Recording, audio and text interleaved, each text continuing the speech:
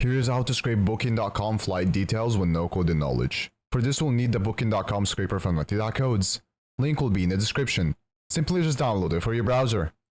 Next press flight details. As you can see, we extracted this flight details. To extract more, simply press on a different flight.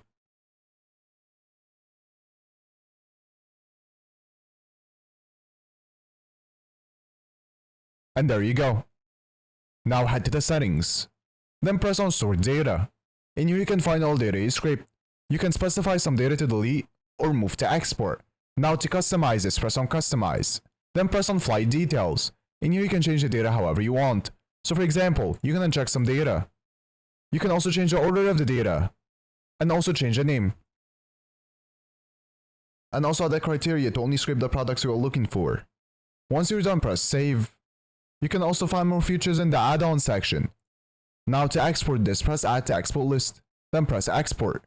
You can export it in many different ways. I'll export as HTML.